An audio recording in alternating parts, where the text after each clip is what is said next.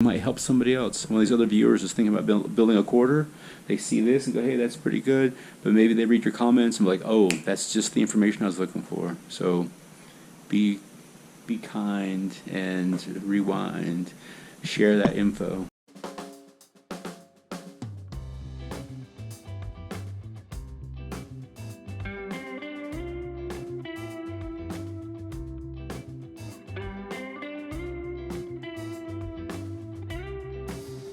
Hey, this is Brian. You guys probably know I broke my foot, broke the 5th metatarsal about 6.5 weeks ago. And I've got a tiny little garage here, but I thought it'd be a good time to make a little micro quarter pipe. I thought about putting a little mini half in here, but it's just too damn small, so I'm gonna do a little micro quarter. I'm thinking I'm gonna make it 20 inches high because I don't have a lot of space to work with, and I'm trying to figure out the radius right now. So what I'm gonna do is I'm gonna drill some pilot holes into this piece of wood, use that as my guide to do the arc. And I'll do some different measurements and kind of see which one I like the best. I'm thinking since it's only 20 inches high, I was going to do probably a 4-foot 10-inch radius, maybe a 4-foot 4 radius, maybe somewhere in between. I like to be a little bit tight, just because you still want to be able to rock your board, you still want to be able to lock your grinds.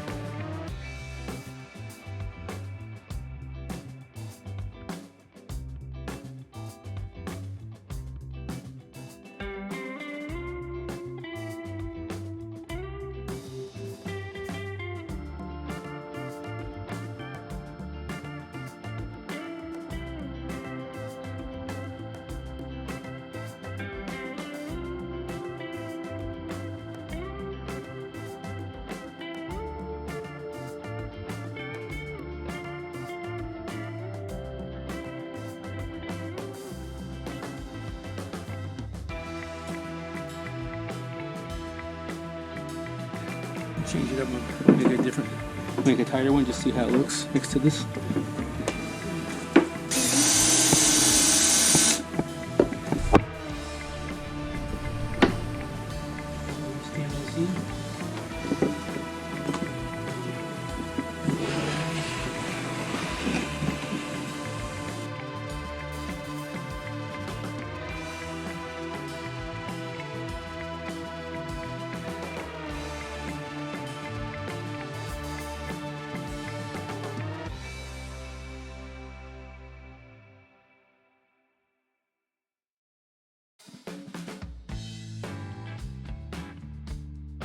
So what I did, I measured 20 inches over because that's going to be the size of the deck, and then I tacked in this board to use as my like a fulcrum point to draw the radius. I had a couple different marks. Did a 410, did a 4.6. I didn't try the other ones, but I think 4.6 is going to be fine. That's the one I did in pencil. So just held the pencil against this and moved along here and outlined that. And so, I don't know if you can see it. So the ink one, that's the 410. So I'm going to go with the 4.6. And so there we have it. So I'm going to cut this out. 4-foot 6-inch radius, 20 inches high, and yeah, go from there. But you know, I was just thinking of something. Shoot. If I want to get 2 of these out of this side, I need to move this over a little bit. So I don't want to cut all the way over to 20 inches. I'll just use a 2x4 to brace that up, because I need to make enough room to cut 2 of these onto 1/2. Okay, so let me move this over just a little bit, and then I'll show you.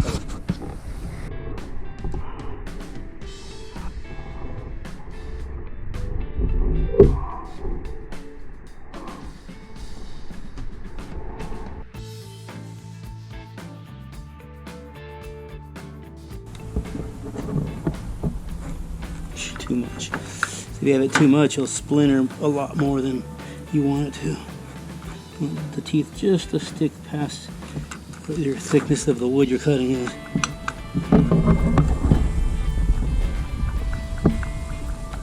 That should be good.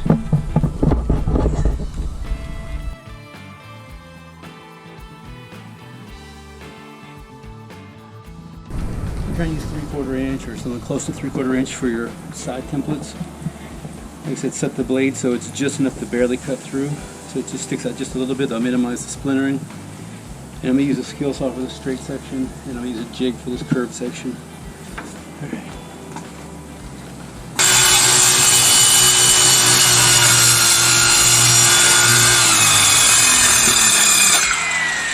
Now, with the jigsaw, cut this section.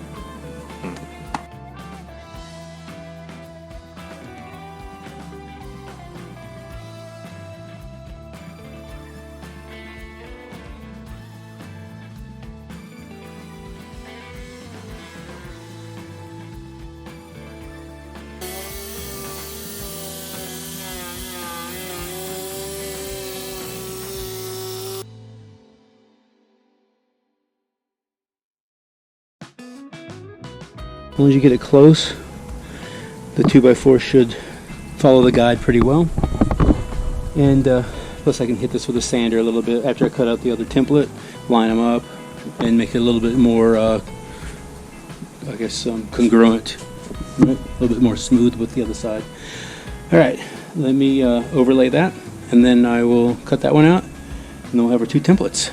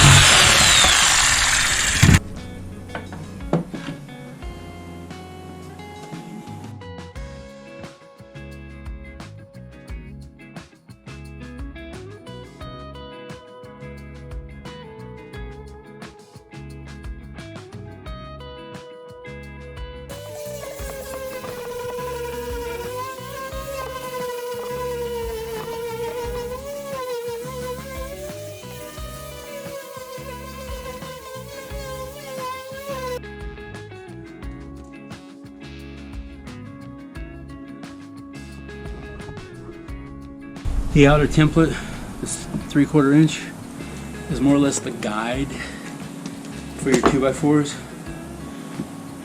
The 2x4s are really what give you the curve, the shape of the transition.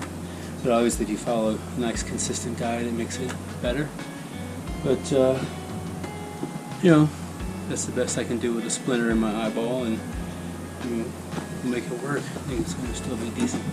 Alright, so next thing we're going to do, we got to figure out where we're going to be putting 2x4s along the side of the template.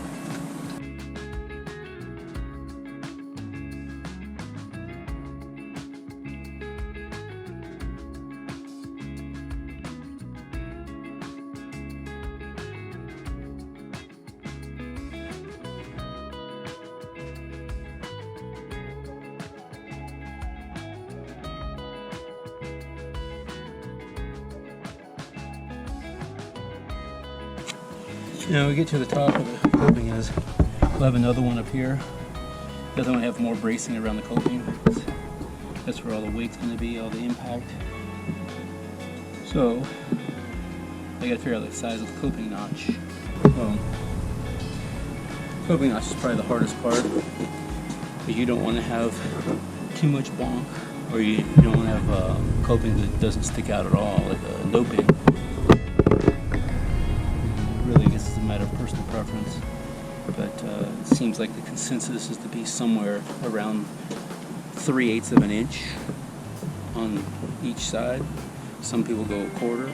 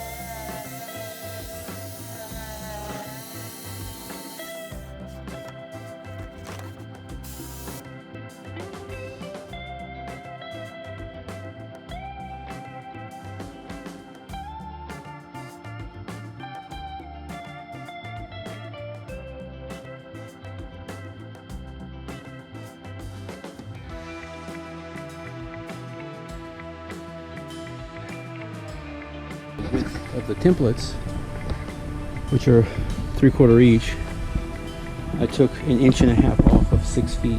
So I'm going to cut these things at 5 feet, 10.5 inches. And then that way when the plywood goes over it, the 6 foot wide plywood, because I'm going to cut that to 6 feet wide to match the coping, which is 6 feet wide. That way it'll be flush. So it won't have part of the template hanging off the side. Okay, so I had to rethink the reinforcement for the coping. So I'm going to do a 2x4 underneath the coping this way. This one's going to support the surface and also support this piece, and then this one will tie into that from the back and also support the deck area. And then because this space was larger, I added another one in here. So this space, instead of being 8 inches, it's 4 3/4 between this one, but it will have to do. All right, I'm going to start putting the skeleton together. Okay, so rookie mistake. I was presetting the screws on the templates, make it easier to put in the 2x4 braces, and I had the templates facing the same way, so that wasn't going to work. So I had to take the screws out of this one, flip it over, retrace where they're going to be, and now I'm going to reset those screws, and then we'll start putting the skeleton together.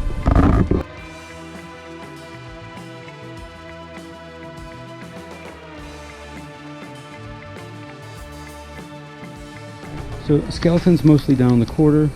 Just set the coping up here. I didn't screw it in yet, just to kind of see how it's going to sit. And I think it's got enough support, it'll be fine. And yeah, so I'll finish this another day because it's getting late and my back hurts.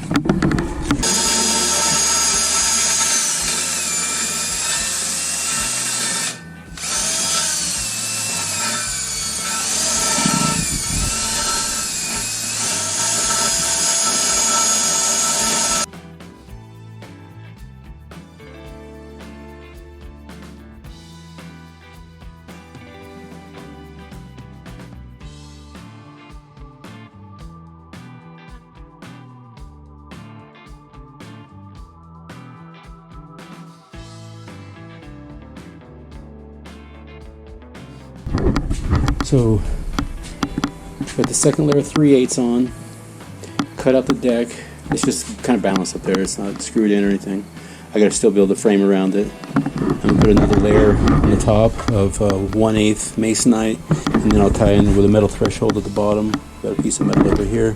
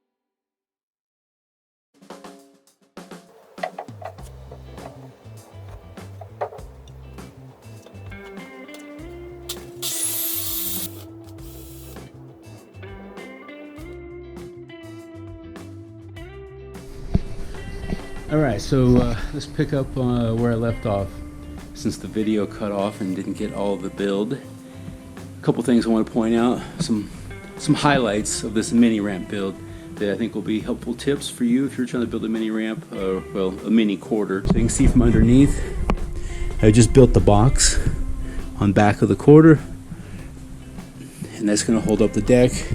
And I made a couple of hand holds. I made sure to sand these two so that they're not rough on your hand when you grab onto that. Ended up using 2 layers of 3/8. 3/8 is good to work with because it's easy to bend. And then when you lay this stuff down, you always want to have it kind of extend a little bit further so it kind of goes in line with where the ground is. This threshold plate is something I got from a little skate park that was going out of business, or they're shutting down that location at least. And I was able to use this for this quarter pipe.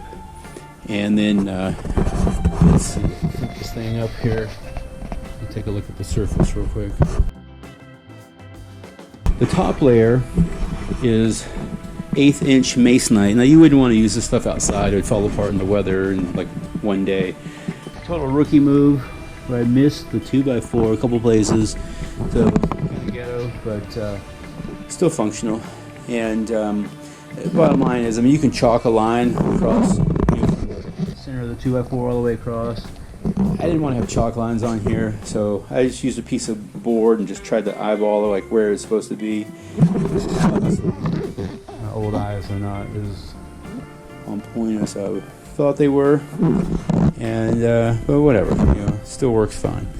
The other thing is that top layer.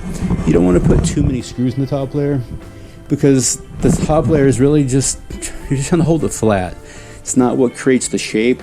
Those 3/8 sheets of plywood underneath are what really creates the shape.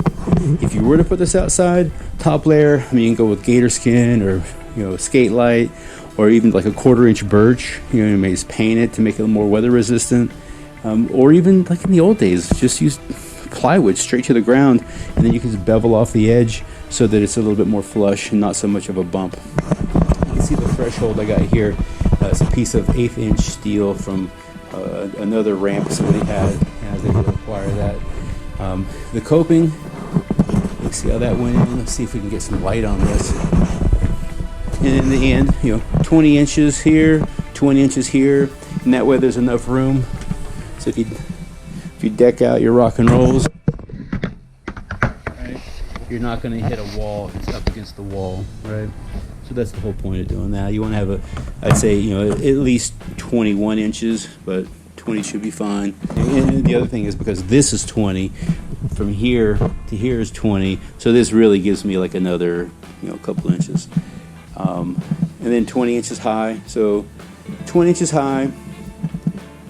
This one is a 4-foot 6-inch radius, which again, to demonstrate how much rock you have, you want to have it where your wheels are at least clearing, right? There's some kind of a lip there. And this one ended up being 6 feet wide. I think I've told you that already. You can see how the coping notch worked out. Once you know that it's only going to go back this far and go down this low, you can just cut an arc to line those up, cut it, and it makes a nice clean look to it. So that's always cool. And of course you can see the hand hold down there, and I sanded it so it's smooth, easy to grab without getting a splinter. But it is kind of heavy because it is 6 feet wide, and all these materials. I mean, even that sheet of steel is pretty dang heavy by itself. If you're worried about it sliding somewhere, like in an open space, one of the things you could do is, if you had an old BMX tire, mountain bike tire, you can actually cut off a piece of it and you can tack it underneath, and so it gives that rubber like grip to keep it from sliding. So that's always a little tip you could do. And you can see how the reveal worked out. It's about 1/4 here, about 1/4 here. And so on a shorter ramp, you want to go with less and less reveal. And this size, that works out perfect. People sometimes make a big deal about your radius cut, about how it's got to be perfect or whatever. Okay. Radius cut on your template, it really is a template, it's a guide. the 2x4 ribs that go across, that's really what gives you the shape of your transition. So yeah, you want to have a good radius cut so that your 2x4s follow a nice good guide.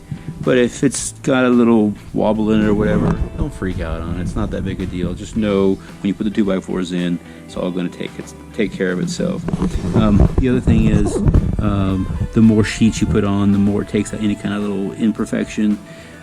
Small ramp like this, I mean, you're not going to notice any kind of imperfections with 2 layers of 3/8. I could have got away with the 1 layer of 3/8, but I just like the idea that it's more sturdy this way. You can see that on the deck portion, I did do a little bevel cut on the 3/4 inch deck so that it hugs up against the coping a little bit more. I just like that helps hold it in, and also just gives it more of that cleaner notch instead of having like a big gap back here. It's like normally you go 4 foot or 8 foot, which makes it easier to work with, but this is 6. And then also when you're going a long ways, obviously you're going to have some extra they have to cut off the end. If you know how much you're going to remove, do it at Home Depot. They've got one of those big saws where they can just cut straight cuts for you. So if you know your measurements in advance, it makes that part a lot easier. So yeah, do your cuts. The straight cuts, if you can get away with it, do it at Home Depot or Lowe's where they have a big flat saw where they can cut those for you if you know how much you're going to take off. Otherwise, if you're good with a skill saw, cool, do it with a skill saw, do it with a jig. But it's a pretty easy build.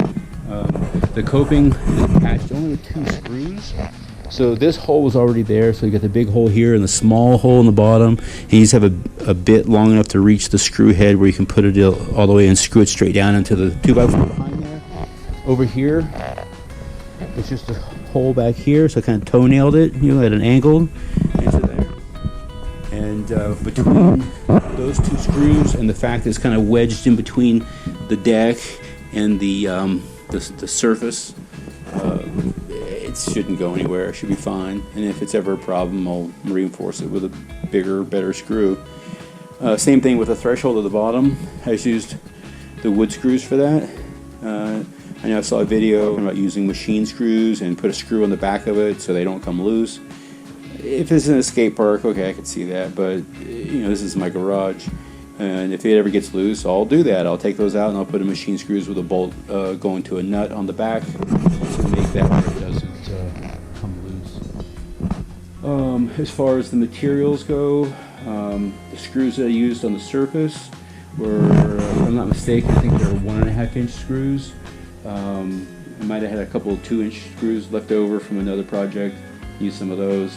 The connecting screws for like going 2x4 to 2x4, or the 3/4 inch template to 2x4, that type of thing. Those are 2.5 inch screws, and all together, I'm trying to think how much this would cost you.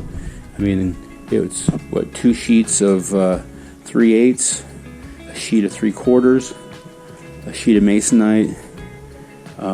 This little middle piece is not cheap. The coping's fairly cheap, but it's not a lot of materials, and I think altogether, I believe it was 10 2x4s. There's one that is sideways here down at the bottom, just for extra support. The others are on their end, so they're stronger. So was that 1, 2, 3, 4, 5, 6, 7, 8, and then the scrap pieces were used to make the box and frame everything else up. So, and then maybe a couple across the back. So that's what I'm saying. You probably get away with 10 2x4s, 2 sheets of 3/8, 1 sheet of 3/4, 1 sheet of Masonite, some coping.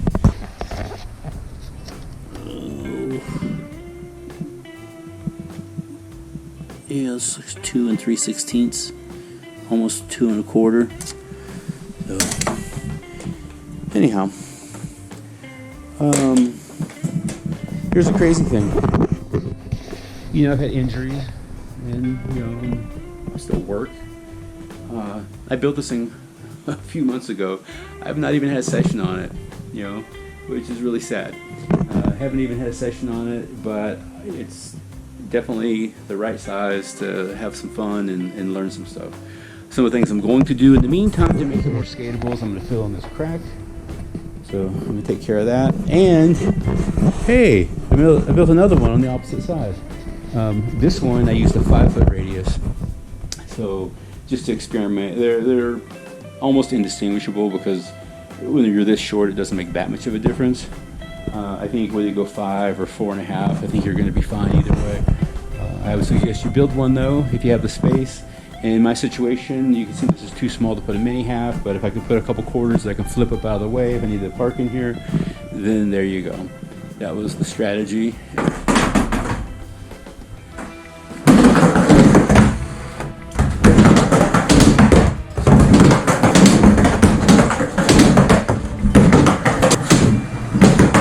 At 20 inches high, a 5-foot radius versus a 4.5-foot radius, it's almost indistinguishable. I think you'll be happy either way. In my case, I just needed to have something small that I could shoehorn into this tiny garage. I just gotta take care of this crack, let my body heal a little bit more, and hopefully we'll get some clips of me out here skating. You know, I took a couple runs just to test it out, make sure it feels good, and it does. Obviously it's quick because there's not much flat between these two. And you know, that's just how it is. You got to deal with what you got, right? So in the future, we will have some videos on this ramp. Maybe I'll even learn a couple new tricks. All right, thanks for watching, guys. If you have questions on the ramp build, put them in the comments. If you've got suggestions on how you do a ramp, or maybe a tip that might help somebody else if they're building a quarter, put it in the comments. You know, we all learn from each other. I think it's a pretty easy build. Any of you guys could do this. Total build time, I mean, it's probably, I don't know, 3 or 4 hours probably. But it wasn't a hard build. And personally, I think we should all build one. But what I really would like to say is thanks for watching. If you got questions on the build, or maybe some tips or advice, maybe some things you would do differently, or something that might help somebody else, please put them in the comments. We all learn from each other, and I think that's awesome. So you guys keep rolling, and I will see you on the next video.